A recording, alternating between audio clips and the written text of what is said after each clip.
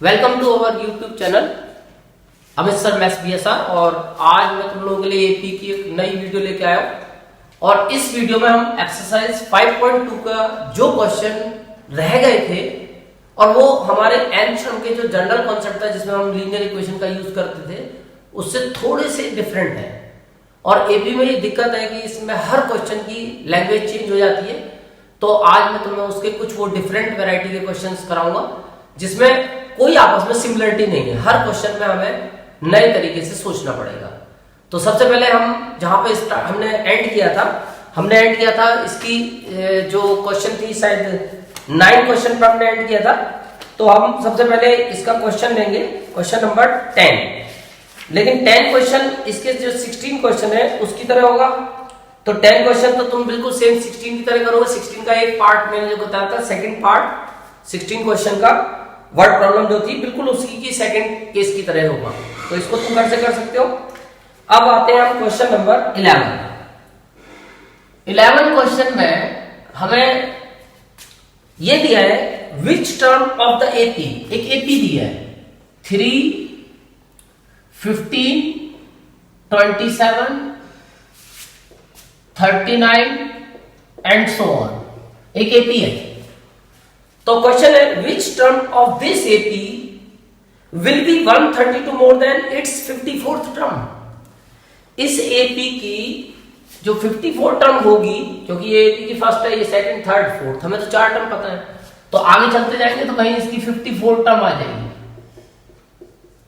तो हमें इस 54 टर्म में 132 आगे जाना है और जो टर्म आएगी उसका नंबर बताना है। विच टर्म का मतलब हमें उसकी काउंटिंग बतानी है कि वो इसकी सीरियल में कहां आएगी।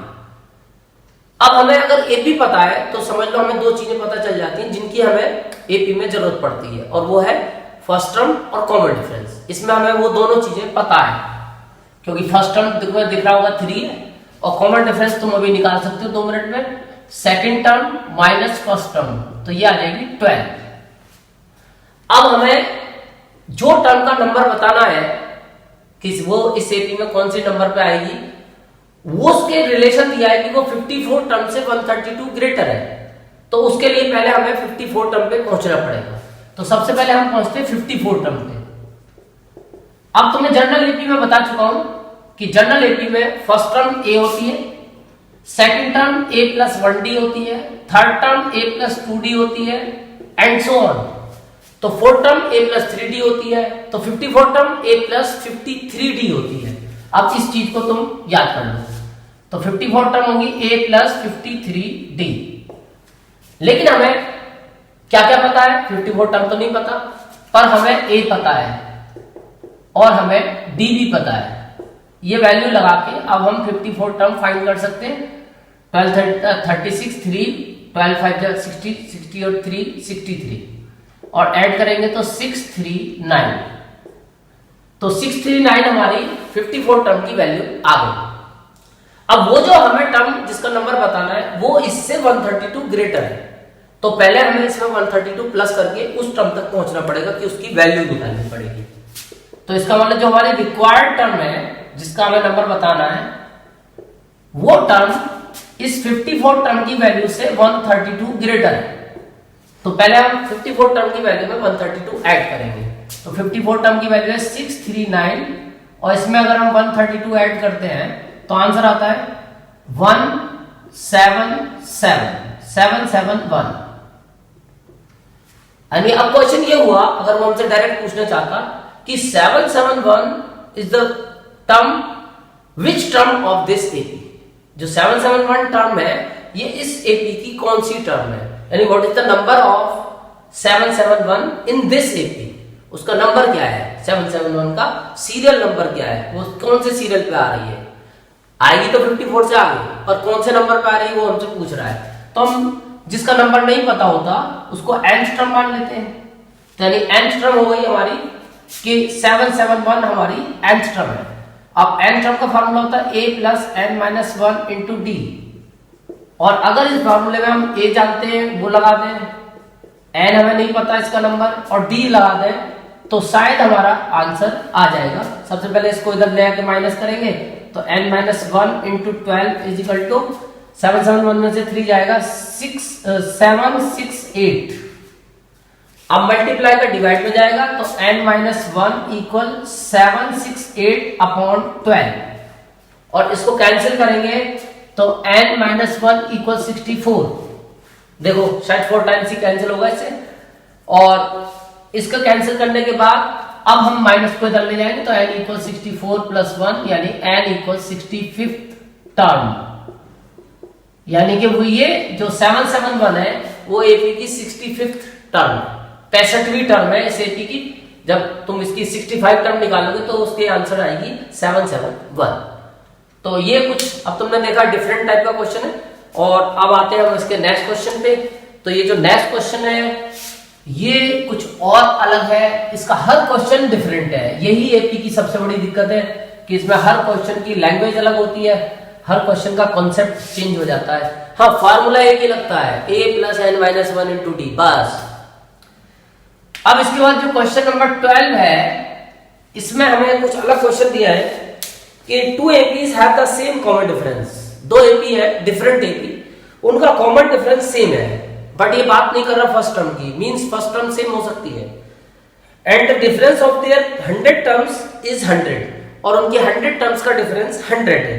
तो what is the difference of their 1000 term? तो उनकी 1000 टर्म्स का डिफरेंस हमें बताना है क्या होगा। अब क्योंकि इसने बस एक कंडीशन दी है कि एपीज का कॉमन डिफरेंस सेम है, लेकिन फर्स्ट टर्म तो अलग अलग हो सकती है। तो हम सबसे पहले लेट करेंगे, let the first term of first AP हम मान लेंगे A1, क्योंकि अभी हमें दूसरी एपी की फर्स्ट टर्म को भी लेट करना है। Let the first term of second AP की फर्स्ट टर्म हम मान लेंगे A2। अच्छा, कॉमन डिफरेंस भी हमें नहीं पता, लेकिन कॉमन डिफरेंस दोनों का सेम दिया हुआ है, तो कॉमन डिफरेंस को हम लेट कर लेते हैं। Let the common difference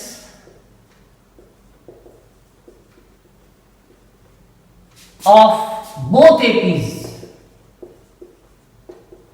B D.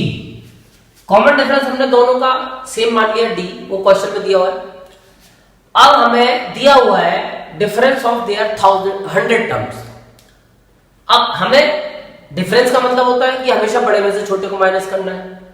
अब लेकिन यहां पे हमें ये नहीं पता, क्योंकि दोनों की फर्स्ट टर्म तो डिफरेंट है बट कॉमन डिफरेंस सेम है। जैसे 10 12 14 ये एक एपी है और 1 3 5 ये भी एक एपी है। तो दोनों अगर एपी डिफरेंट है तो इनकी फर्स्ट टर्म अलग होगी 100%, भले ही कॉमन डिफरेंस सेम है।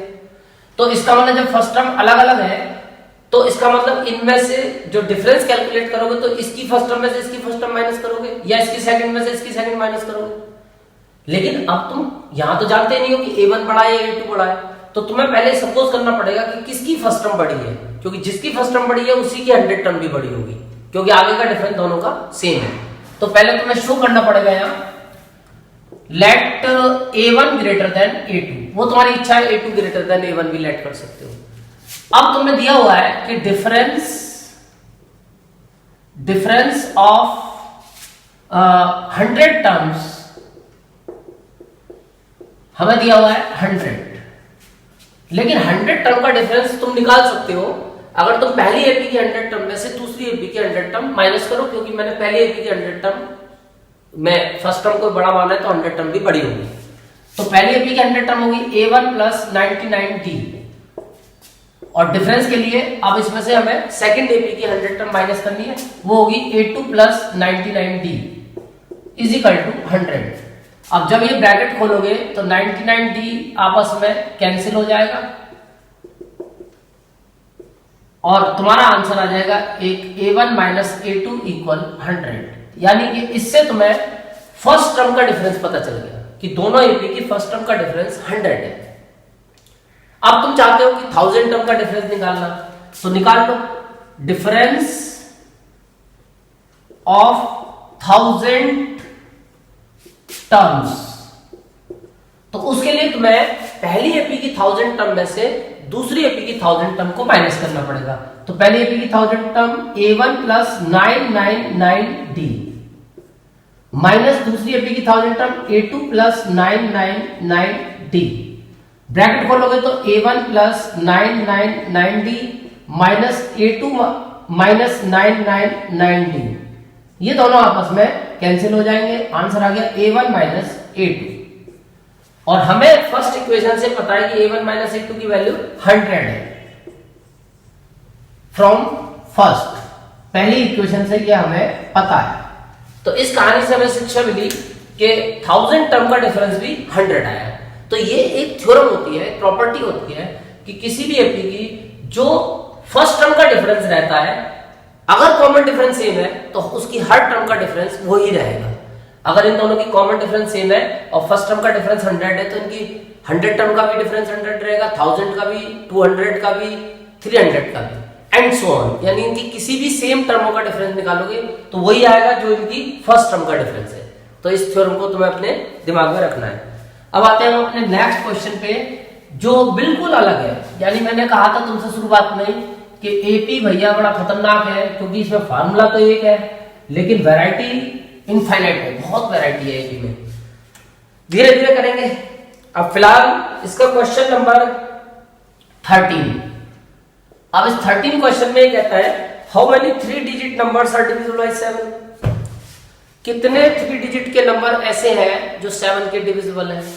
अब 3 डिजिट नंबर की कहानी जो होती है वो 100 से स्टार्ट होती है, 99 पे एंड हो जाती है। अब इनके बीच में यानी 100 से लेकर 999 तक कितने नंबर ऐसे हैं जो 7 के डिविजिबल है। सॉरी, अब तुम टेंशन में आ जाओगे कि ऐसे नंबर कैसे गिने। तो उसके लिए एक आसान तरीका है कि तुम पहले तो 100 को 7 से डिवाइड करो।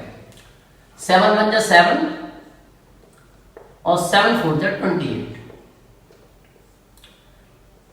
यानी कि ये नंबर 100 का वो 7 का डिविजिबल नहीं है। अब 999 को भी देख लो। 7 1 जा 7, 2, 7 4 जा 28, 1 और 7 2 जा 14, ये भी 7 का डिविजिबल नहीं है। लेकिन अब तुम्हें इनसे आइडिया लग गया होगा कि कौन सा नंबर 7 का डिविजिबल है। तो जब अगर तुम रिमाइंडर को इसमें से हटा देते हो 100 माइनस 2 तो ये आता है 98, यानी ये 7 का डिविजिबल है क्योंकि रिमाइंडर हमने माइनस कर दिया तो ये इसका फैक्टर बन गया, यानी कि 98 7 का डिविजिबल है। बट 98 है 2 डिजिट का, तो इसका नेक्स्ट नंबर क्या होगा। तो इसमें 7 ऐड करके देख लो। तो 7 7 14, 5 आ गया, यानी 105। तो 105 को पहला 3 डिजिट का नंबर हुआ जो 7 का डिविजिबल है।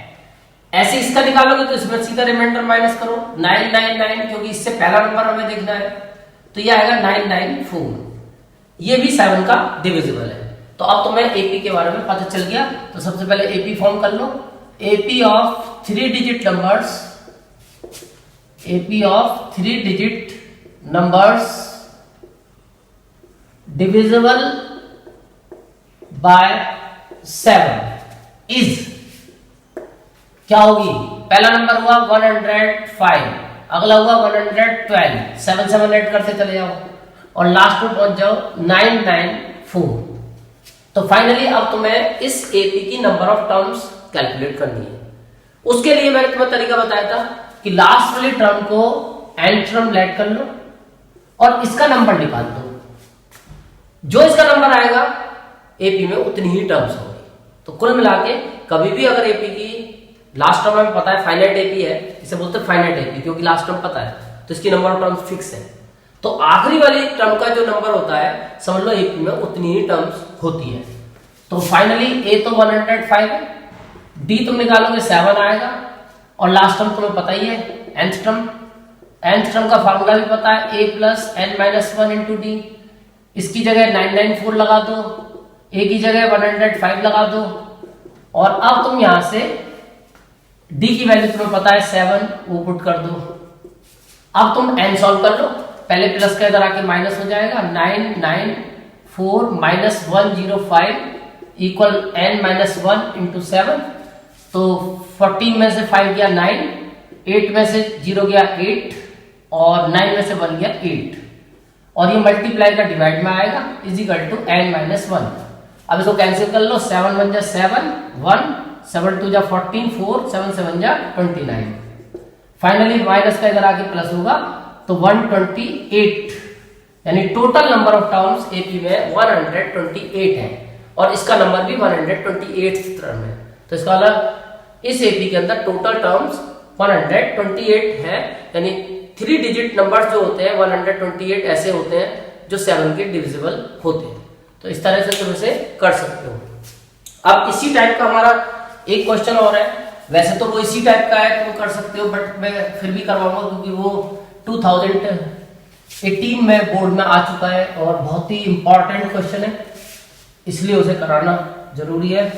और ये क्वेश्चन है हमारा, इससे मिलता जुलता ही है कि हाउ मेनी मल्टीपल्स ऑफ 4, लेकिन एक कंडीशन भी है, लाइज बिटवीन 10 to 250।